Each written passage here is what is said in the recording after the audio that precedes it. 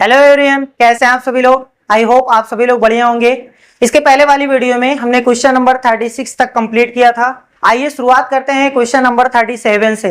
लेकिन जो आज के प्रश्न करने वाले हैं वो एकदम गर्मा गर्म प्रश्न है, यानी जो 2024 जनवरी में प्रश्न हुए थे वही है। ठीक है, तो चलिए 2024 के प्रश्नों को सॉल्व करते हैं। एक संख्या में 8 जोड़ दिया जाए तो वह दुगनी हो जाती है, वह संख्या क्या होगी। भैया जी, कोई भी संख्या दुगनी तब होगी जब उस संख्या में उतना ही जोड़ा जाएगा। जैसे अगर हमने कहा 5 में कितना जोड़ा जाए कि डबल हो जाएगा, तो भैया जी 5 जोड़ो, यानी जितनी संख्या रही उतना ही अगर जोड़ोगे तो हमेशा संख्या दुगनी हो जाएगी।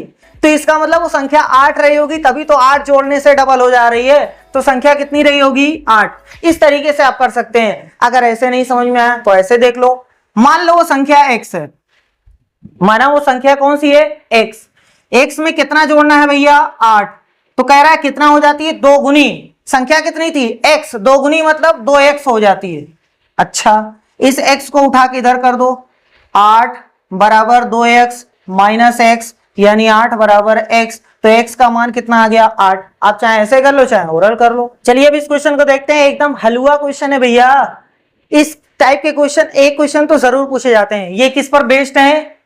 मिली, सेंटी, डेसी, स्पेस, डेका, हेक्टो, किलो, है ना। अगर आप नीचे आओगे तो डिवाइड करना पड़ता है, ऊपर जाओगे तो मल्टीप्लाई करना पड़ता है। ठीक, जितना गैप रहेगा उतने जीरो से, जितना गैप रहेगा उतने जीरो से। जैसे हमारे पास क्या है? 1 मिलीमीटर, हमारे पास है 1 मिलीमीटर। मिलीमीटर, तो यहां मीटर लिखा है तो metre metre metre metre metre metre. चलो बहुत अच्छी बात है। हमारे पास 1 मिलीमीटर है, इसको सेंटीमीटर में या तो बदल लो या तो मीटर में बदल लो। पहले हम सेंटीमीटर में बदल लेते हैं, उसके बाद देखते हैं सही आता है कि नहीं। सेंटीमीटर में बदलना चाहते हैं, देखो मिली से यहां आना चाहते हैं, नीचे आना चाहते हैं, इसका मतलब भाग करना पड़ेगा, 1 में भाग करना पड़ेगा। कितना गैप? कितने का? 1 का, इसका मतलब 10 से। हो गया भैया। अब बन गया सेंटीमीटर, अब बन गया सेंटीमीटर। भाग दो तो 0.1 सेंटीमीटर। क्या कहीं है 0.1 सेंटीमीटर? क्या दूसरा वाला है? काम खत्म। अब क्वेश्चन नंबर 39, वो भी एकदम ही आसान है भैया। देखो कह रहा है कि इसके बीच में क्या भरा जाएगा? सदैव समबाहुभुज। क्या लिखा हुआ है? समबाहुभुज। इसका मतलब समान होना चाहिए, जिसमें बहुत सी भुजा हो। ठीक है, एक ऐसा फिगर जिसमें 2 से ज्यादा भुजा हो और सभी भुजाएं बराबर होनी चाहिए। वो त्रिभुज भी हो सकता है, चतुर्भुज भी हो सकता है, पंचभुज भी हो सकता है, लेकिन भुजाएं बराबर होनी चाहिए। चलो डालते हैं इसको। समद्विबाहु त्रिभुज, ये तो कह रहा है कि त्रिभुज है, 3 भुजा है, लेकिन समद्विबाहु है, यानी 2 ही भुजा बराबर है। नहीं भैया, नहीं चलेगा। समबाहुभुज यानी सभी भुजा बराबर होनी चाहिए, इसका मतलब ये नहीं है। वर्ग, वर्ग आपको पता है 4 भुजाओं से बंद आकृति होती है और चारों भुजा बराबर होती है, इसका मतलब ये चल जाएगा। ये पंचभुज है, ये पंचभुज है, सम पंचभुज नहीं है भैया। सिर्फ पंचभुज है जिसमें 5 भुजा रहेगी, सिर्फ 5 भुजा रहेगी। तो 5 भुजा वाले को थोड़े नहीं, बराबर भुजा होनी चाहिए ना।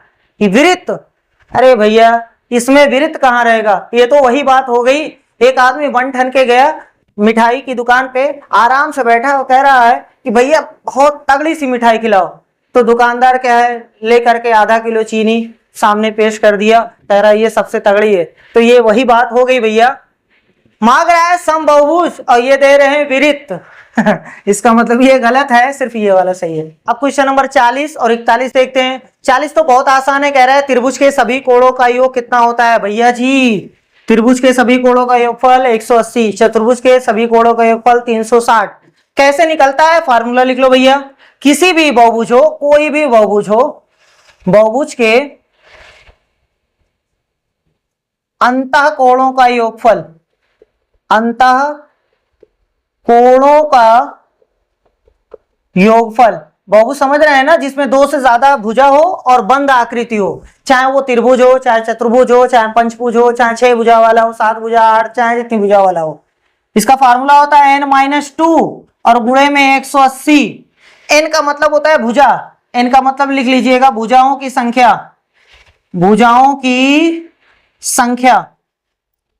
अब जैसे फार्मूला क्या बना? n-2 इंटू में 180। कोई कह रहा है कि सर जी लाओ हमारे पास त्रिभुज है, तो उससे पूछ लो भैया इधर आओ आपके पास कितनी भुजा है, तो वो कहेगा हमारे पास 3 भुजा है, इसका मतलब n का मान 3, तो 3 - 2 यानी 1 गुणे में 180, तो उत्तर आया 180। सही भैया। चलो अगर कोई कह रहा है कि सर जी हमारे पास चतुर्भुज है, तो इसका मतलब उससे पूछ लो कितनी भुजा है, 4 भुजा, तो 4 - 2 यहां से 2 आया गुणे में 180 यानी 360।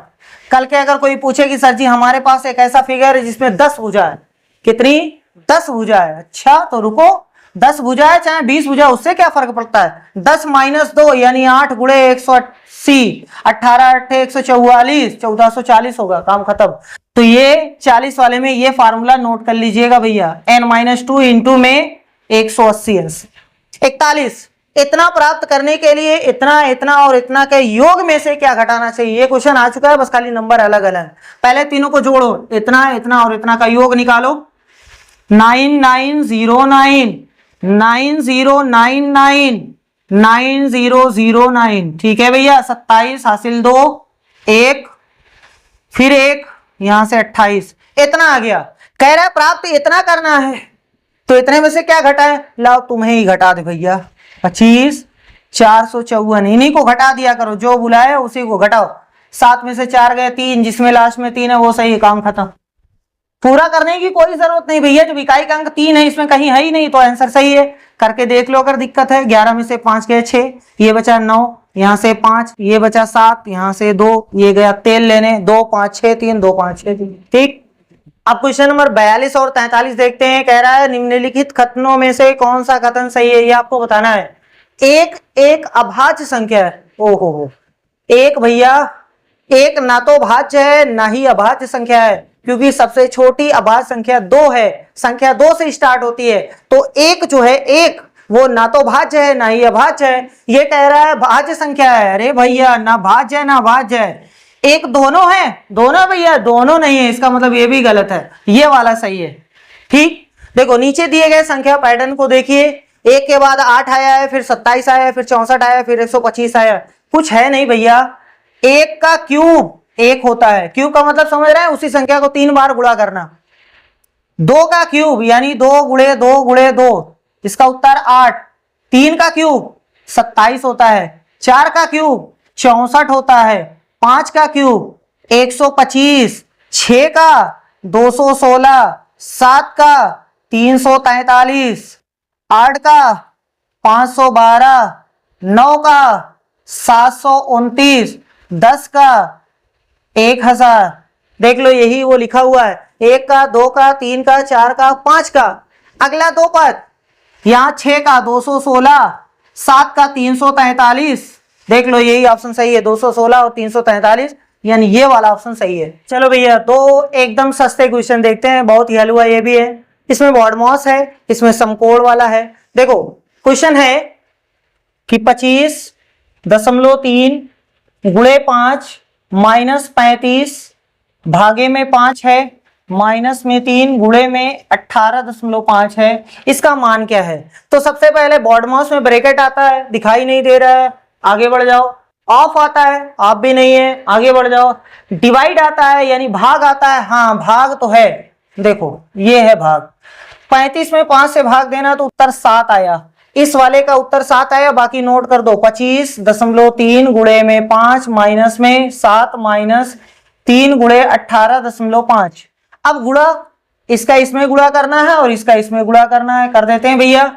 5 तिहाई 15 हासिल 1, 5 पचे 25 1 26 हासिल 2, 5 दूनी 10 2 12, माइनस में 7 नोट कर दो, माइनस नोट कर दो, इसमें गुणा कर दो। 3 पचे 15 हासिल 1, 3 अठे 24 1 25 हासिल 2, तो यहां से 5।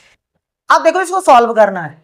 एक तरीका ये है कि इन दोनों को जोड़ लो, इसमें से घटा दो, या एक तरीका अगर आपको ऐसे आता है तो ऐसे कर लो, पहले इन दोनों को घटा दो, जितना आए उसमें से इसको घटा दो, चाहे जो करो आपकी मर्जी है। हम इन दोनों को जोड़ के एक बार में घटाते हैं। 126.5 माइनस, अरे ये गधा है ये भी गधा है, ये माइनस ये भी माइनस, इसका मतलब माइनस माइनस जुड़ जाएंगे। जोड़ने और घटाने में आपको पता है दशमलव दशमलव नीचे।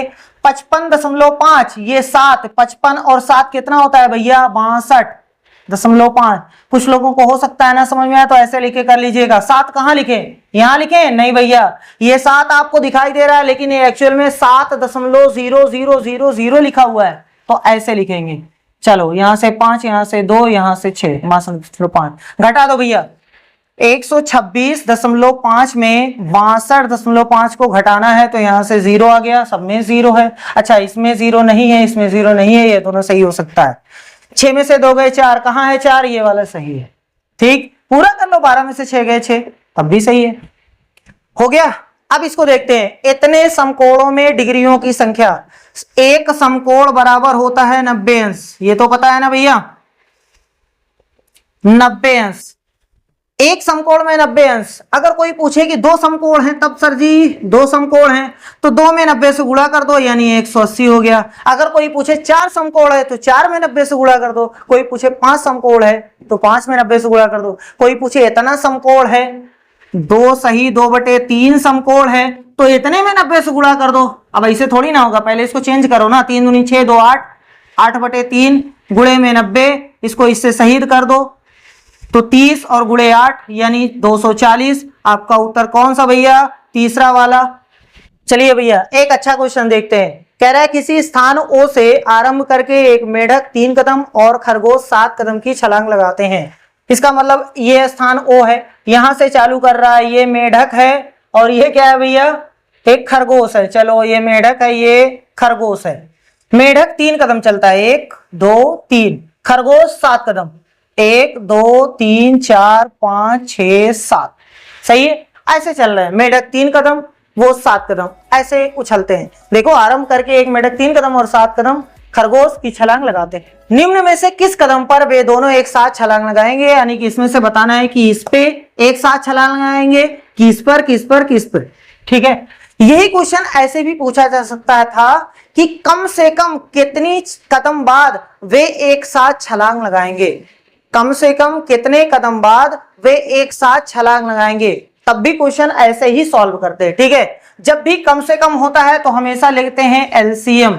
इस क्वेश्चन में भी एलसीएम लेना है 3 और 7 का, तो कितना आ गया भैया, ओहो किससे काट रहे हैं, 3 गुणे 7 यानी एलसीएम आया 21। 21 कदम बाद वे दोनों एक साथ छलांग लगाएंगे। ठीक है, 21 कदम बाद। फिर जैसे ही 21 कदम हुआ, 21 कदम हुआ, फिर 21 कदम बाद एक साथ छलांग लगाएंगे, फिर 21 कदम बाद वे एक साथ छलांग लगाएंगे। लेकिन सर जी यहां तो बहुत दूर हमें चलना है, तो एक तरीका यह है कि 21 21 21 21 21 21 जोड़ते जाइए, जब इसमें से किसी के बराबर आ जाएगा तो वही ऑप्शन सही माना जाएगा। एक तरीका ये है। दूसरा तरीका ये है कि सर जी 21 का गुणा कर लीजिए, 21 का गुणा, देखो 15 बार करो, 16 बार करो, 17 बार करो, ऐसे करो, जिसमें आ जाए यानी जिसके इक्वल आ जाए वो ऑप्शन सही माना जाएगा। तीसरा ये है कि सर जी हमें पता है 21 में गुणा करेंगे तो ये आंसर आएगा, मान लेते हैं यही आंसर है, तो ये 21 से गुणा करने पर आया है, इसका मतलब ये 21 से कट भी जाएगा, ये 21 से कट भी जाएगा, तो जो भी ऑप्शन रहेगा वो 21 से कट जाएगा, और 21 से कट जाएगा इसका मतलब वो 3 से भी कटेगा और 7 से भी कटेगा, 101% वो 3 से भी कटेगा और 7 से भी कटेगा। तो बस इस तरीके से सोचो ना कि एक ऐसी संख्या जो 3 और 7 दोनों से कट जाए, वही हमारा आंसर है। चेक करते हैं, 3 और 7 दोनों से। 3 की चेकिंग आपको बताई गई है, सभी अंकों का योगफल 3 से कटना चाहिए। 4 3 7 3 10 नहीं कट रहा है, 3 से नहीं कट रहा है तो 7 से चेक करने की कोई जरूरत ही नहीं है। चलो इसमें देखते हैं, 7 3 10 11 नहीं कट रहा है भैया, 8 7 15 3 18, 3 से तो कटा, ये 3 से कटा, लेकिन पता नहीं 7 से कट रहा है कि नहीं। चेक करते हैं, 7 5 35 हासिल 2, 28 हुआ, 7 4 28, इसका मतलब ये 3 से भी कट रहा है, 7 से भी कट रहा है, तो यही हमारा आंसर सही है। इसको चेक कर लेते हैं आपकी तसल्ली के लिए। 5 3 8 4 12, 3 से तो कट रहा है, 7 से नहीं कटेगा। 7 5 35, ये 4 बच गया, नहीं कट रहा है ना, इसका मतलब ये गलत है, सिर्फ ये वाला सही है, यानी 378 कदम बाद वे एक साथ छलांग लगाएंगे। चलिए इस क्वेश्चन को देखते हैं, ये भी बहुत अच्छा क्वेश्चन है। कह रहा है कि निम्नलिखित में से किसकी लागत सबसे कम है। पहला, 750 रुपए प्रत्येक पैकेट वाले 75 पैकेट, यानी एक पैकेट की कीमत जो है वो 750 रुपए है और ऐसे ही 75 पैकेट आपको खरीदने हैं, मान लेते हैं खरीदने हैं, तो भैया इसकी कीमत तो बहुत ज्यादा हो जाएगी। देखो एक पैकेट की कीमत है 750 रुपए और कितनी पैकेट खरीदना है 75, तो गुणा करना पड़ेगा, ये आएगा टोटल खर्च। बहुत अच्छी बात, ये पहला वाला है। दूसरा वाला देखते हैं, 7.50 प्रत्येक पैकेट का ये दाम है, प्रत्येक पैकेट का मतलब एक पैकेट खरीदोगे तो इतने रुपए का, 750 पैकेट खरीदना है, इसका मतलब 7.50 में कितने पैकेट खरीदने हैं 750। अब देखो पहले और दूसरे में चेक कर लेते हैं। एक तरीका ये है कि इसका भी गुणा करो, इसका भी गुणा करो, इसका भी गुणा करो, इसका भी गुणा करो, है ना। उसके बाद बताओ, चलो हम वैसे ही आपको लिख करके बता देते हैं लेकिन करेंगे नहीं, ठीक है। देखो 750 रुपए प्रत्येक वस्तु वाली, यानी एक वस्तु अगर खरीदोगे तो 750 रुपए की पड़ेगी वाली 7.5 दर्जन वस्तुएं, एक दर्जन में 12 होती है, 2 दर्जन में 12 से गुणा, 3 दर्जन में 12 से गुणा, 4 दर्जन में 12 से गुणा, है ना। तो वैसे यहां 7.5 में 12 से गुणा करो तब ये वस्तुएं बनी हैं और एक वस्तु की कीमत है 750, ये इसका गुणा करो। उसके बाद ये भी ऐसे ही भैया 7.50 75 दर्जन यानी 75 गुणे 12। देख लो हमने बता दिया कि एक तरीका ये है कि इसका गुणा करो, इसका गुणा करो, इसका गुणा करो, इसका गुणा करो और बता दो कि जिसमें सबसे कम है वो हमारा आंसर है। एक तरीका ये है, जैसे कुछ दिमागदार लोग ऐसे सोच सकते हैं कि सर जी दोनों चीजें वही है, 750 750, ये 75 है, ये 7.5 है। अरे भैया देखो 750 750 ये बराबर है, ये 7.5 है, ये 75 है, इसका मतलब ये कम है ये ज्यादा है, तो हमें तो कम वाला चाहिए, मतलब ये हमारा ऑप्शन गलत है। ये सही हो सकता है, ये सही हो सकता है, ये गलत हो गया अभी, ठीक है। वैसे इन दोनों में देख लो 12 और 12 मैच कर रहा है, ठीक है भैया। देखो यहां से देखो ये है 750 और ये है 75, नहीं समझ में आ रहा है?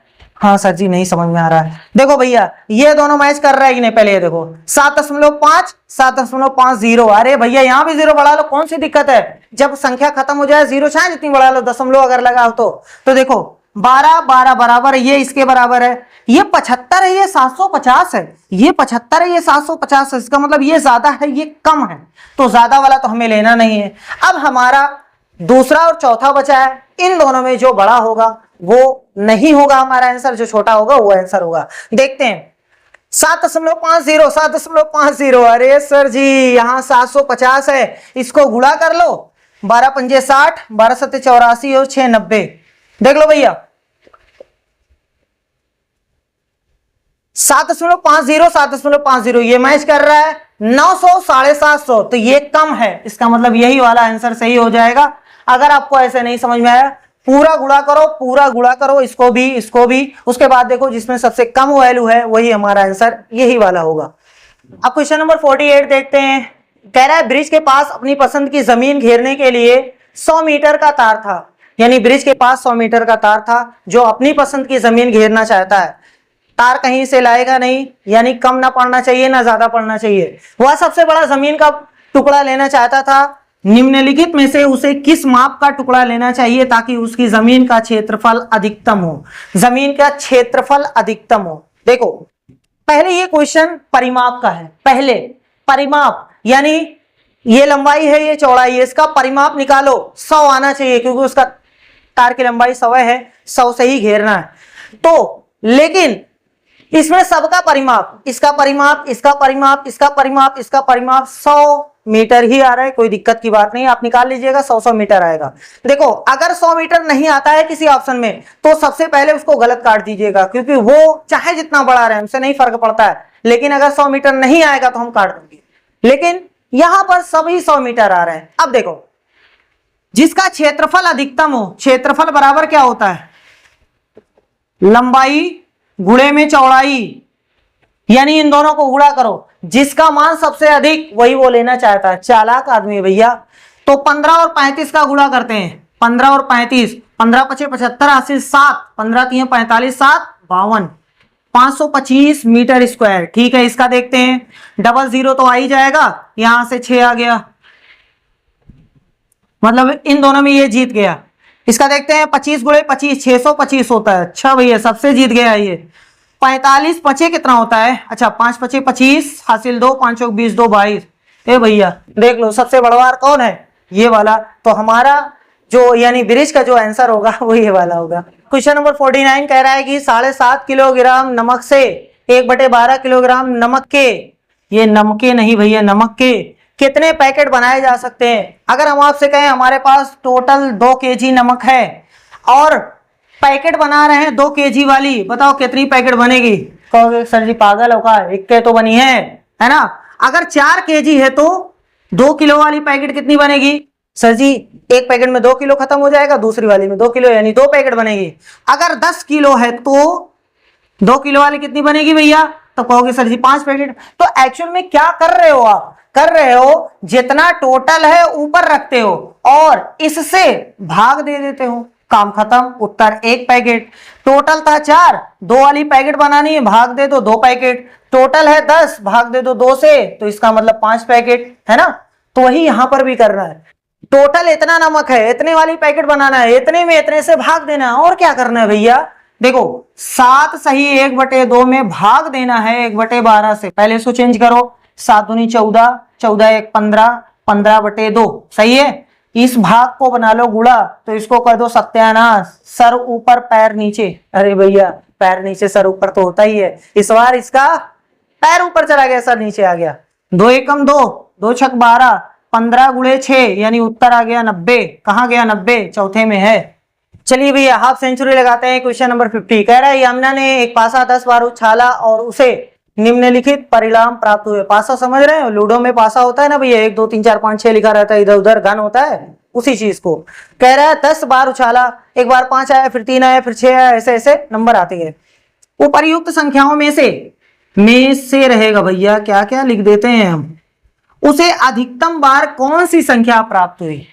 कौन सी ऐसी संख्या है जो बार बार आ रही है, जिसको मोड कहा जाता है, यानी बहुलक कहा जाता है। बहुलक का मान आपसे पूछा है, यानी कौन सी संख्या है जो बार बार आ रही, बहुत ज्यादा बार आ रही। ठीक है, देखते हैं कौन सी संख्या है जो सबसे ज्यादा बार आई भैया। हमें तो लग रहा है 3, देखो 1 2 3 और कोई नहीं है, 6 है लेकिन 2 बार आया, तो सबसे ज्यादा बार 3 आई, इसका मतलब आपका उत्तर हो गया दूसरा वाला। अब क्वेश्चन नंबर 51 देखते हैं। कह रहा है पार्सल भेजने की दरें नीचे दी गई हैं। ठीक है, पार्सल का भार 50 ग्राम और उससे कम, अगर 50 ग्राम या उससे कम है, 30 है, 40 है, 35 है, 42 है, कुछ भी है, तो आपको 15 रुपए देने पड़ेंगे। पार्सल का भार प्रत्येक अतिरिक्त 50 ग्राम के लिए 7 रुपए लगेंगे। यानी कहने का मतलब यह है कि अगर आपका 50 ग्राम का पार्सल है तो आपको देने पड़ेंगे 15 रुपए, लेकिन अगर 50 से 50 और बढ़ गया, 100 हुआ, तो आपको 7 रुपए अलग से लगेंगे। 50 और बढ़ा, 150 हुआ तो 7 रुपए और, यानी 50 50 50 50 बढ़ता रहेगा, 7 रुपए बढ़ता रहेगा। ठीक है, कोई दिक्कत तो नहीं है। चलो, मीना अपनी सहेली चारू को पार्सल भेजना चाहती है, तो भेजे भैया, कौन रोक रहा है? जो दिल्ली में, अरे दिल्ली में हो चाहे बनारस में हो या चाइना में, उससे क्या, भेजे। पार्सल का भार 350 ग्राम है। अच्छा ये प्रॉब्लम है, 350 ग्राम है। दरों को देखकर पार्सल भेजने की सही राशि का चुनाव कीजिए। अच्छा देखो, सबसे पहले 350 में से 50 अलग कर लो। क्यों? क्योंकि उस पहले वाले 50 का आपको देना पड़ेगा 15 रुपए। उसके बाद जितने 50 लगते हैं सबका 7 रुपए के हिसाब से। उसके बाद हमारे पास 300 ग्राम अभी भी बचा हुआ है। 350 ग्राम का पार्सल है, 50 हमने अलग कर दिया, 50 रुपए 15 रुपए वाला, और 350 जो बचा हुआ है, 50 50 50 50 के कितने टुकड़े बनेंगे भैया? 6 टुकड़े बनेंगे। 300 में 6 टुकड़े। नहीं समझ में आ रहा, 50 से भाग दे लो, 6 टुकड़ा बनेगा। एक टुकड़ा यानी 1/85 का 7 रुपए आया, तो 6 का कितना हो जाएगा? 7 से गुणा कर दो तो 42 रुपया। 42 रुपया तो 300 ग्राम का है, 15 ये भी जोड़ो तो 42 + 15 कुल मिला करके 57 रुपए है ना भैया। 57 कौन सा है? चौथा वाला ऑप्शन सही है।